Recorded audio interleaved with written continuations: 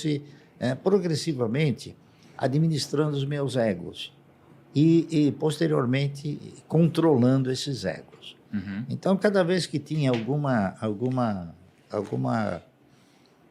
compra ou algum procedimento fora desse critério aí, eu perguntava, me diga uma coisa, isso aqui é minha prioridade? Eu falava, não, então não compro. Tá entendendo? Então, e qual que era a sua prioridade nesse processo? A minha prioridade era ter uma carteira de renda mensal generosa. Perfeito. Deixa eu perguntar então, assim, agora, brincadeiras à parte, né? Poxa, esse número, 1 milhão por dia. Assim, as pessoas muitas vezes sonham em ter 1 milhão, né? É 1 milhão de geração de renda por dia. Assim, como chegar nesse número, Barsi, do zero? Então tem alguém aqui assistindo do zero. Como que a pessoa se planeja para chegar nisso um dia? Com disciplina e paciência. Perfeito. Certo? E disciplina, paciência, e você estabelecendo o quê? Estabelecendo uma prioridade. A partir do momento que você desenvolve esse processo, tendo como prioridade, né, você fazer a sua carteira de renda mensal, então você deixa de fazer muitas coisas que seriam supérfluos. Tá entendendo? Mas vamos é o que desvia, às vezes, o cidadão de uma trajetória que possa ser vitoriosa. Perfeito. Vamos do zero aqui, então. Vamos do zero, né? Tem muita gente que está assistindo a gente agora que já investe, gente que começou a investir recentemente e gente que quer começar a investir, mas ainda não começou a investir, tá? A pessoa está começando a investir hoje. Por onde que você acha que ela deveria começar para que ela comece já na direção certa? Bem, hoje nós estamos aí propondo, a AGF está propondo que o cidadão assuma uma cultura melhor para ele poder desenvolver um tipo de procedimento também melhor no mercado, para que ele possa ter conhecimento suficiente de criar um foco, tá certo? Um foco para poder entrar no mercado e não ser assim surpreendido com coisas erradas. Então, eu interpreto o seguinte: a primeira coisa que o cidadão tem que fazer no momento em que ele vai entrar no mercado é o seguinte: é estabelecer um paradigma que revele o foco que ele quer fazer. Se ele quer investir, se ele quer especular, tá entendendo? Então, ele tem que procurar o quê? Ele tem que procurar um profissional que possa lhe oferecer essa orientação certa, tá entendendo? Essa que é a realidade. Então, aqui no Brasil, lamentavelmente, por força de fatores circunstanciais, né, a maioria das sociedades corretoras, elas têm uma necessidade premente de fazer com que o cidadão que vá operar, que gire os negócios, não é isso? Porque elas vivem do quê? Elas vivem de corretagem. Elas não vivem de investimento, elas vivem de corretagem. Então, isso faz com que o cidadão ele não tenha aquela firmeza, tá entendendo? Porque ele vai ter o quê? Ele vai ter orientações desvirtuadas daquela que seria a mais pródiga, não é isso? Que é investir.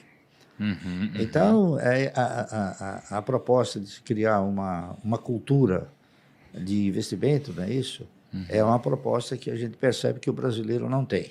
Legal. Eu interpreto o seguinte: é claro que a educação financeira é uma coisa importante, mas eu interpreto o seguinte, que a partir do instante que o cidadão ele está convicto de que ele não deve gastar mais do que ele ganha, então ele está financeiramente educado. Aí ele precisa partir para uma nova fase de cultura, que é a cultura do investimento. A cultura de investimento nada mais é do que você saber na mão de quem você está colocando dinheiro, tá entendendo? E em que atividade você está colocando. Legal. É isso que se pretende desenvolver. Sim. Ô Luiz, deixa eu perguntar um negócio. Quantos anos você tem hoje? 27. 27? Carregando, quase Caramba, 28. com uma bela bagagem. Parabéns. Obrigada. Olhando, a gente olha de fora, você olha de dentro, né? Assim, o que você diria que foram algumas coisas, poxa, por conviver 27 anos, né, de alguma forma com seu pai, que você considera que foram as coisas que de fato são os fatores-chave para ele ter atingido o resultado? Aqueles princípios que você percebe nele, que você imagina que desde lá de trás, desde 1970, ele deve ter aplicado, olhando para os princípios que ele tem hoje, o jeito de pensar, processo de tomar decisão. O que nesse processo você acha que é responsável pelo resultado que ele colhe hoje? Olha, o mercado mudou muito desde a época em que ele começou.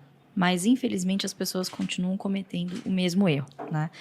Lá atrás, havia uma dificuldade muito grande de você ter acesso às informações. Então, quem era profissional de mercado e quem realmente se interessava, ia nas empresas, né, recortava lá o papelzinho, ia buscar o seu dividendo, enfim, buscava a informação, é quem geralmente acabava se dando bem, né? Hoje em dia é justamente o contrário. A gente vive a era da informação, em que a pessoa melhor informada, na verdade, é aquela que sabe filtrar a fonte de informação que ela vai buscar, né? Então, hoje, as pessoas tomam as suas decisões baseadas nas opiniões de outras pessoas, né?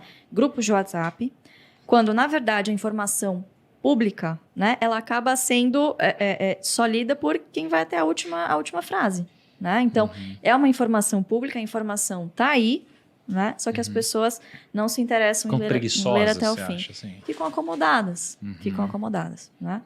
Então, eu acho que grande parte do sucesso dele se deve a uma coisa, disciplina, né? Não só de aportar, mas de sempre estar buscando o aprendizado e informações de qualidade, conversando com a empresa. E segundo, paciência. Por muitos anos, ele esteve errado, vamos dizer assim, com a Unipar, né? Então, ele comprou, o papel não subia. Muitas pessoas desistiram no meio do caminho. Isso aqui não sobe, isso aqui não sai do lugar, isso aqui não se mexe. E 10 anos depois, a empresa se resolveu, a conjuntura também do país melhorou, né? E a empresa seguiu a trajetória que lá atrás ele tinha vislumbrado. Como que ele fez isso? Sem nenhum segredo.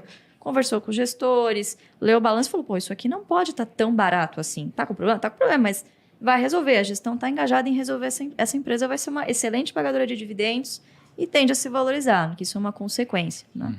Então, eu acho que são esses dois principais fatores. Olhar realmente o que interessa e não se importar com a opinião alheia, né? Porque muito provavelmente você não vai acertar o timing, mas se você tiver convicção do que você está fazendo, vai dar certo. Desculpa, primo. Acho que tem um negócio que é mega importante também aí, complementando só a Luísa, que é a questão de curiosidade, né, cara? Você ser um curioso ali, né? Você querer aprender uma coisa diferente. Você tá ouvindo esse Primocast aqui, a gente tá te passando informação e você não ignorar isso que a gente tá falando.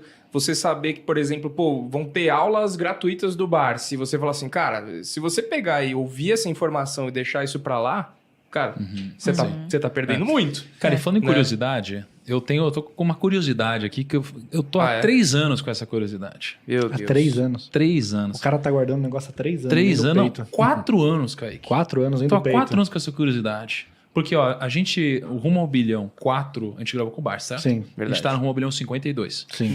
Faz 4 anos. Caramba. E lá, o Barsi me disse um negócio que eu nem lembrava direito. Mas o Barsi me acendeu. Porque assim que eu cheguei, ele falou, e aí, ficou rico? E aí, conseguiu ficar rico? Aí, porque lá, com a Tanza, ele me deu um chega pra lá. Ele falou, seguinte, assim você não vai ficar rico. Eu falei, nossa, você lembra disso, Kaique? E qual que foi o negócio? O Rumo ao Bilhão é um quadro, né, para quem tá chegando aqui, que eu invisto uma parte do meu dinheiro, né, publicamente e tal. E até eu comprei umas ações, o Barsi falou assim, você não vai ficar rico. Eu falei, meu Deus, como não? Cara, eu que sou uma pessoa que ensina sobre finanças. É o primo rico, eu tô ouvindo isso do Barsi, eu falei, meu rico. Deus, eu devo estar muito errado, né? Aí eu falei, por que não? Ele falou, porque esse tipo de ação, para você que está no processo de multiplicação de patrimônio, se você continuar investindo assim, esse tipo de ação são boas ações para quando você tem uma carteira já formada, uma carteira consistente, mas dificilmente elas vão multiplicar de valor muitas vezes ao longo do tempo. Então você precisa mesclar a sua carteira com algumas ações de alto potencial. E aí, a minha grande pergunta e a curiosidade aqui é o seguinte, eu sei que vocês gostam muito de dividendos, né? Isso daí construiu boa parte do patrimônio de vocês, mas o que eu devo escolher? Uma empresa com uma alta distribuição de dividendos ou uma empresa que não distribui dividendos, mas tem um alto potencial de crescimento? O que eu escolheria? Essa é a minha dúvida de 4 anos. A empresa que tem as duas vertentes. Aquela que tem uma boa perspectiva de distribuir dividendos e aquela que alimenta a possibilidade de uma valorização. Esse é o... E nós temos empresas assim, tá entendendo? Várias. Inúmeras empresas nessa condição. São empresas que o pessoal se afugenta rápido quando tem uma queda qualquer, tá entendendo? Como tiveram outras no passado, não é isso? Mas você tem que ficar firme, que é a chamada disciplina. Se você olhar para um horizonte distante, você vai verificar que a empresa, vamos supor, ela estando numa atividade capaz de ser considerada uma atividade boa, não é isso? E que tenha sustentabilidade na sua operacionalidade, é uma questão de tempo, às vezes, a recuperação, tá certo? Nós temos aí, por exemplo, empresas que eu tenho participação porque eu acredito no projeto. O projeto é um projeto consistente.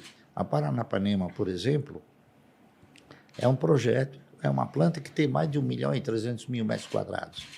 E é uma atividade que, além de ser uma atividade perene, é uma atividade que vislumbra um futuro promissor, com a questão do carro elétrico. Então, vai existir uma possibilidade de se consumir mais cobre, está entendendo? Então, eu investi na Paranapanema, tenho ações da Paranapanema, discuto o Paranapanema, tá certo?